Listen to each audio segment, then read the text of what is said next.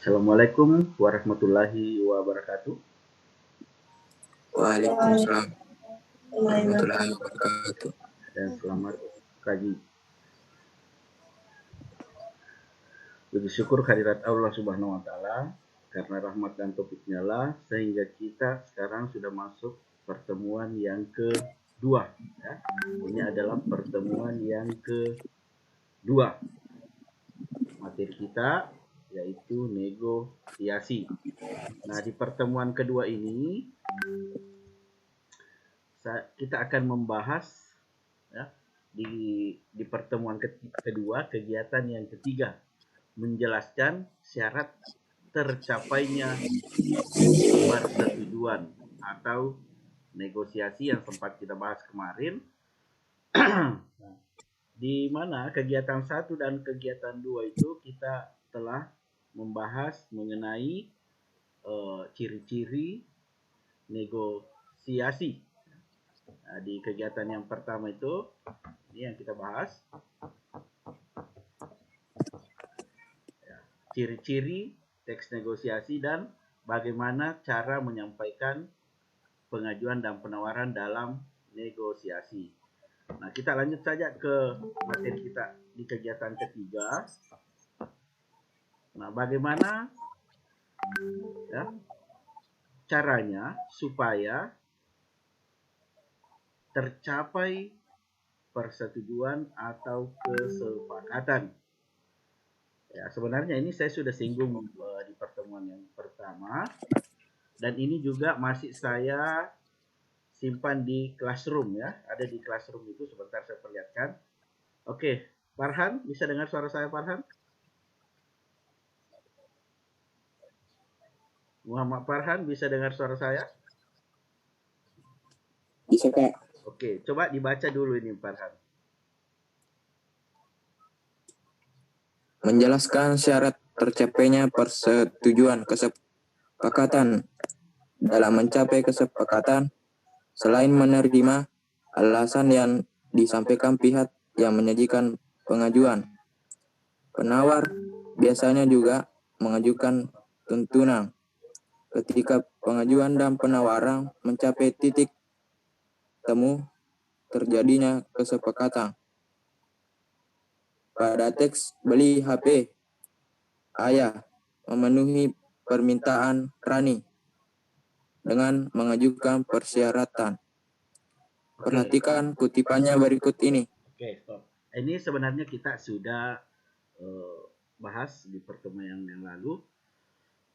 Nah, apa sih yang menjadi syarat? Silahkan dibuka Classroom kalau sempat membuka di HP-nya. Nah, ini dalam melakukan negosiasi atau mengajukan penawaran dan persetujuan itu kesepakatan yang dicapai harus memenuhi persyaratan berikut. Dilakukan dengan santun. Dari percakapan Rani itu yang mau dibelikan HP, bayangkan Rani apa yang dia mau ucapkan ke ayahnya, dia persiapkan selama 2 minggu kata-katanya itu. Ya, so yang sempat kita bahas itu di teks negosiasi yang kedua, pertemuan yang lalu.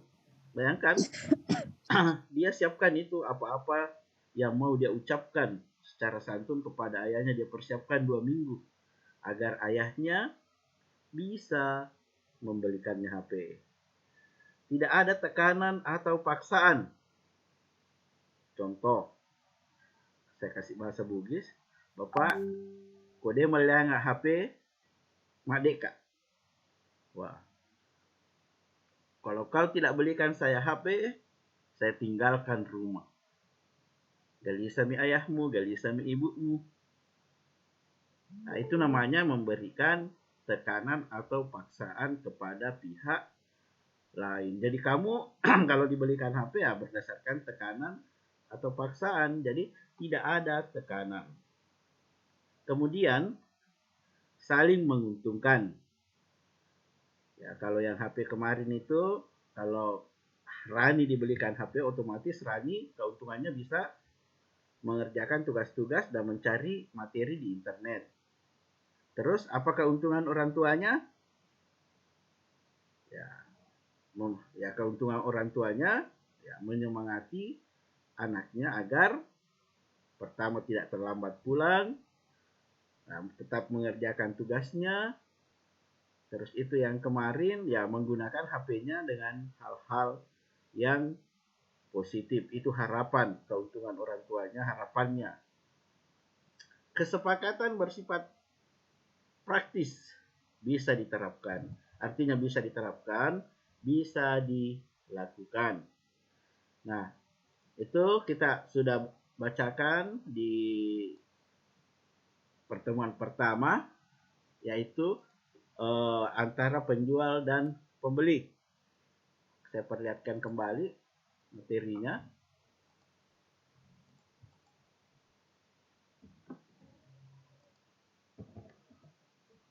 Ini. Oh, ini penggalannya. Yang lengkap. Ini yang sempat kita bahas. Ada partisipannya atau pelakunya, ada pembeli dan penjual.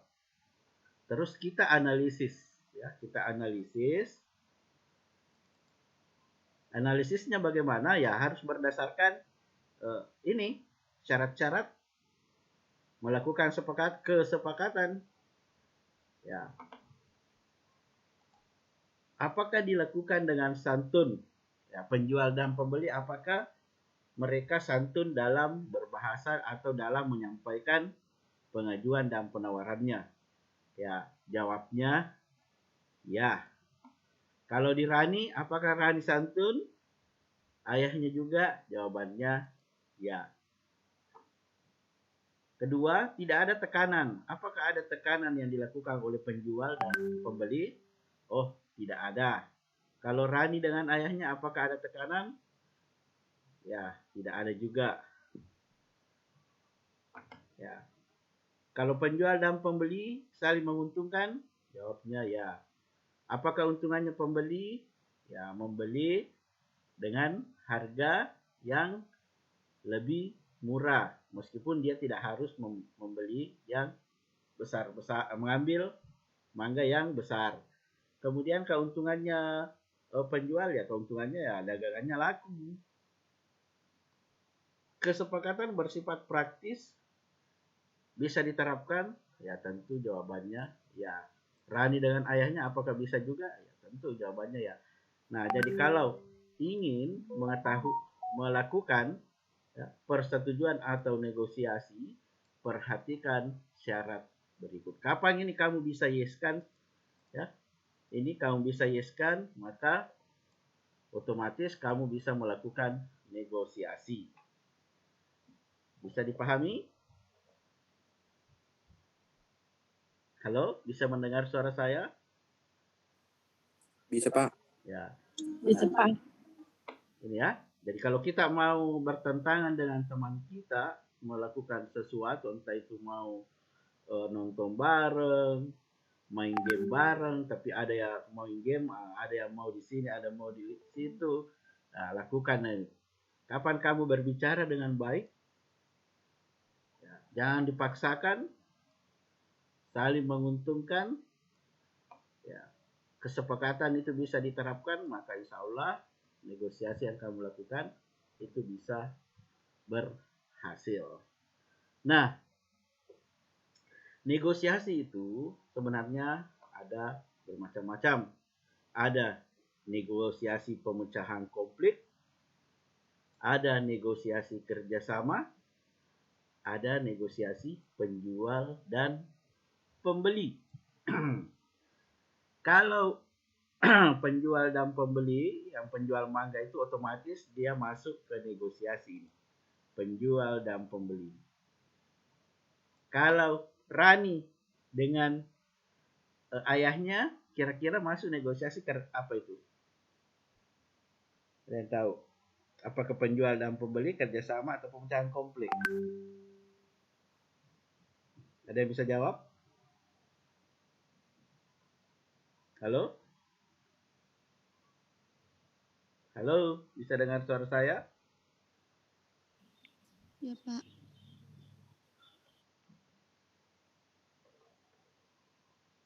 Halo, suara saya jelas tidak kedengaran ini? Jelas. Oke, jelas ya. Oke, kalau penjual mangga itu dan pembeli otomatis dia masuk kategori negosiasi penjual dan pembeli. Kalau negosiasi antara Rani dengan ayahnya masuk kategori apakah pemecahan konflik atau kerja sama. Ada yang tahu?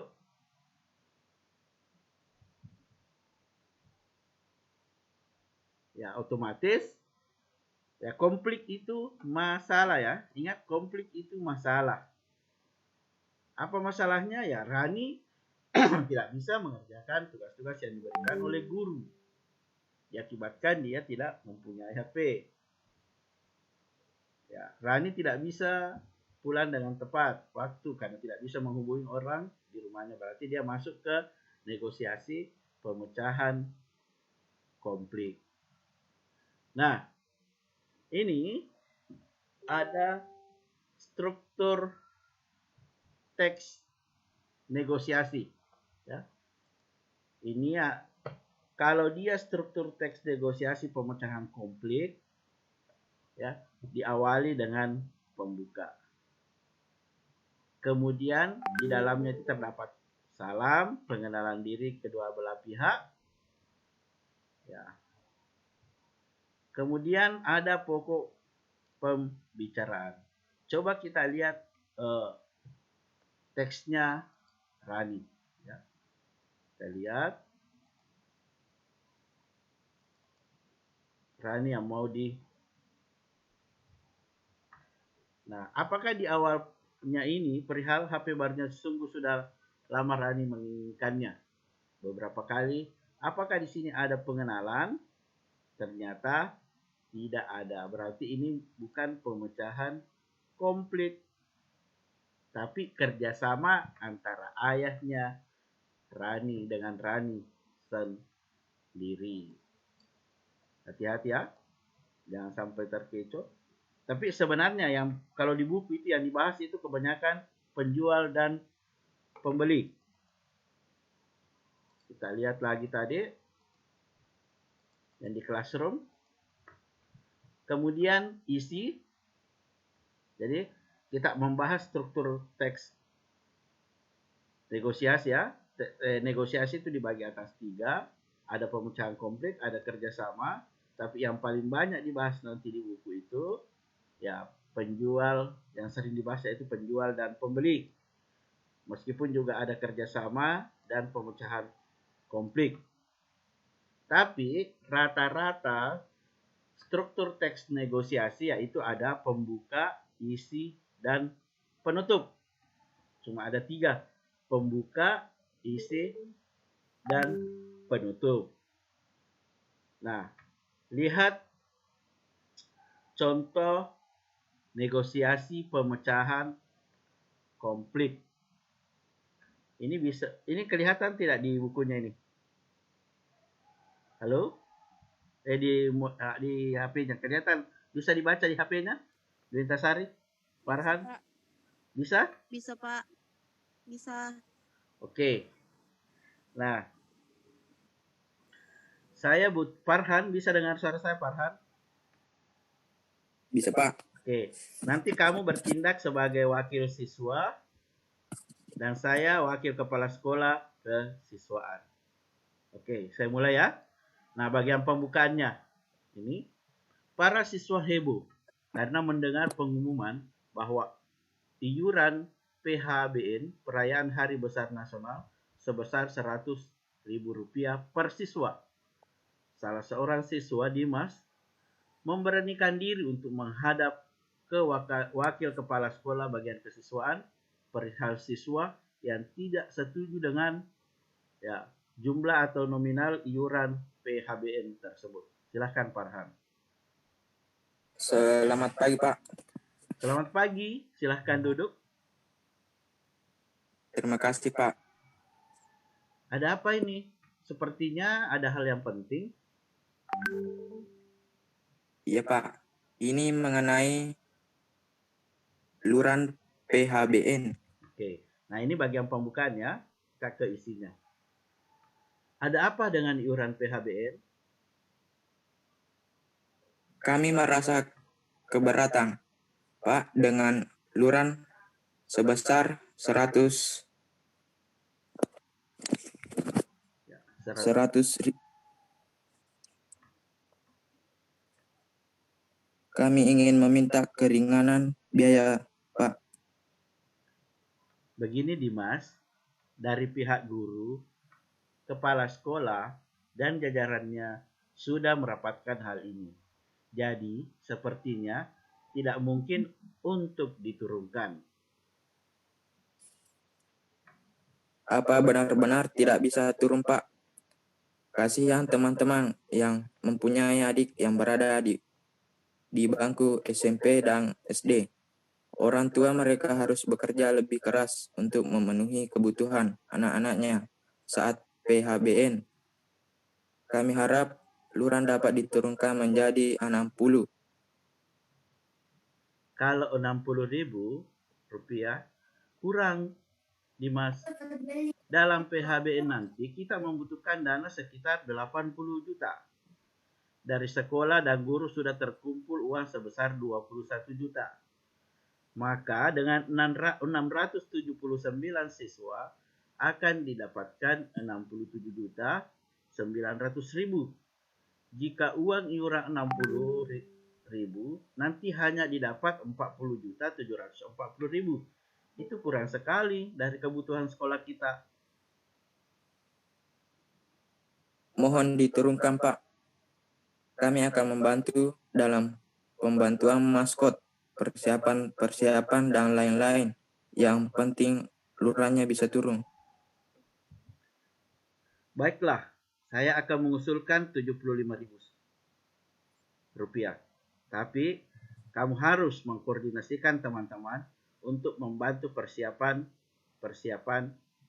sekolah. Baik Pak, akan saya lakukan. Terima kasih Pak. Selamat pagi. Ya, sama-sama. Selamat pagi. Nah, intinya salam itu berada di bagian penutup. Nah, isinya tadi ini terjadi pengajuan. Apa tawar-menawarnya? Ya, pengajuan tawar-menawarnya ya siswa tadi itu yang dibacakan Farhan itu tawarannya ya mau diturunkan pembayaran. Apakah permintaannya dipenuhi? Ya dipenuhi turun, tapi tidak sebanyak yang diinginkan oleh Farhan 60.000. Ya, ada syaratnya dari 100.000 menjadi 75.000, tapi persiapan yang lain ditanggung oleh siswa ini tadi membantu mempersiapkan. Nah, intinya bagian penutup itu di salam.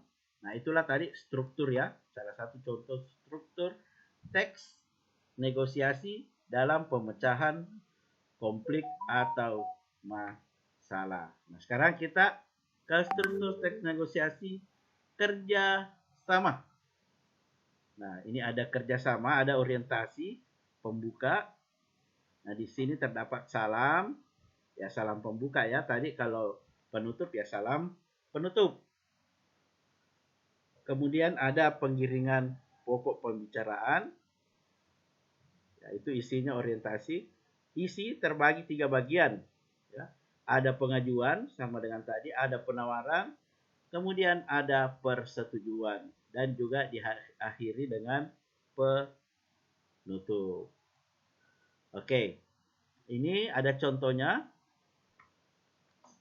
Saya butuh lagi pihak bank. Fitria Nur Husna, bisa dengar suara saya? Bisa, Pak. Oke, kemudian Anugrah, bisa dengar suara saya? Oke, Anugrah. Nur Hasani? Anugrah, bisa dengar suara saya? Pak. Oke, Nur Hasan ya. Fitria yang pihak bank. Nur Hasani pengusaha. Oke, Fitria, silakan.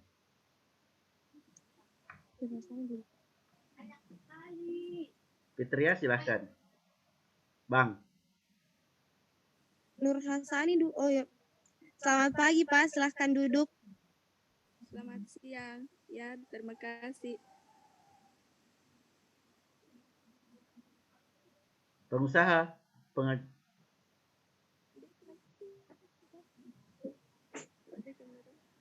Oke, kalau begitu ya, Nur Hasannya ada gangguan audio. Kalau begitu saya pihak banknya, Fitria pengusaha. Fitria masih bisa dengar suara saya? Bisa Pak. Oke, kita mulai ya. Selamat siang Pak, silahkan duduk. Selamat siang. Ya, terima kasih. Nah, itu bagian pembukaannya. Kemudian bagian pengajuan, tawar-menawarnya. Begini Bu. Saya Silakan. Begini Bu, saya mempunyai usaha furnitur. Saya ingin mengajukan proposal peminjaman uang. Bisa saya lihat proposalnya? Silahkan Bu. Lanjut. Usaha ini sudah turun-temurun dari kakek saya. Saya berencana memperluas penjualan sampai luar negeri karena sudah ada permintaan dari luar negeri. Begini Pak, untuk proposal ini tidak ada masalah sih. Cuma untuk 800 juta kami dari pihak bank tidak bisa memenuhi. Pihak bank hanya sanggup memenuhi 500 juta dengan bunga 5%. Tidak bisa tambah Bu. Saya yakin usaha ini akan sangat sukses. Mungkin jika tambah sedikit bisa. Jika 700 juta bagaimana Bu? Maaf Pak, kami maksimal hanya mampu menyediakan 650 juta. Baiklah Bu, 650 juta tidak apa-apa. Silahkan Pak, menunggu sebentar. Ini Pak, uangnya 650 juta dengan bunga 5%. Silahkan dihitung. Iya Mbak, terima kasih. Selamat siang. Selamat siang. Nah, di sini tetap ada tawar-menawar. Tawar-menawarnya antara bank dan yang ingin meminjam uang, pengusaha dan pihak bank. Ya. Peminjam mau 800 juta, tapi pihak bank menyediakan 500 juta, kemudian tawar-menawar lagi apakah bisa ditambah menjadi 750 juta, pihak bank menawar 650. Jadi yang terjadi kesepakatan 650 juta. Namun bunganya tetap 5%. Sekarang kita ke struktur teks negosiasi penjual dan pembeli. Ini pembukanya ada orientasi.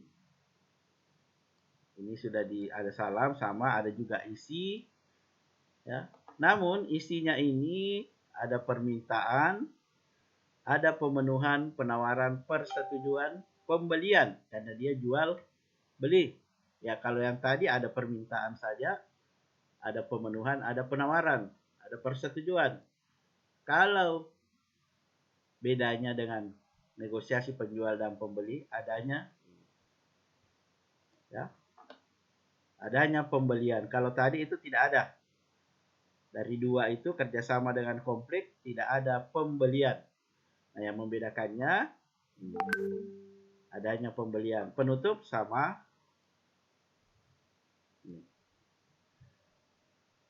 Nah, ini sudah kita baca kemarin. Ya. Tinggal mau dipisah-pisah bagian orientasi yang mana. Oh, ini ternyata. Ya, sampai di sini. Pengajuan yang mana? Boleh kurang. Nah, ditawar lagi. Belum boleh. Diajukan lagi. Iya bang, tapi harganya boleh kurang kan? Lagi musim. Ditawar lagi. Belum boleh bu. Diajukan lagi. Tapi saya boleh memilih sendiri kan bang? Ditawar lagi. Asal jangan pilih yang besar-besar bu. Dan akhirnya disetujui. Kemudian terjadilah yang namanya pembelian. Setelah disetujui ada pembelian. Ini juga ada di filenya ya, saya sudah share di dalam bentuk file, silahkan di download. Nanti saya share juga ini di WhatsApp. Oke, sampai di sini ada yang ingin ditanyakan? Jadi intinya pelajaran kita hari ini ya, intinya ini tadi.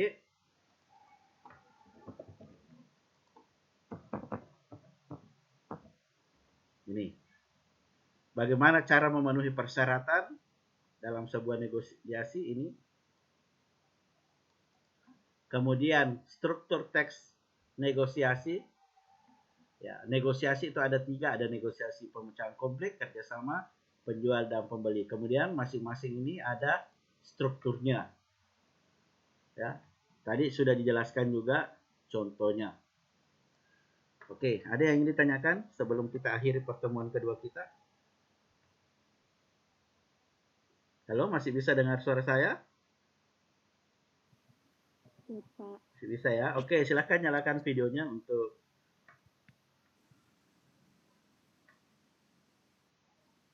pastinya. Oke, saya screenshot ya. 1, 2, 3.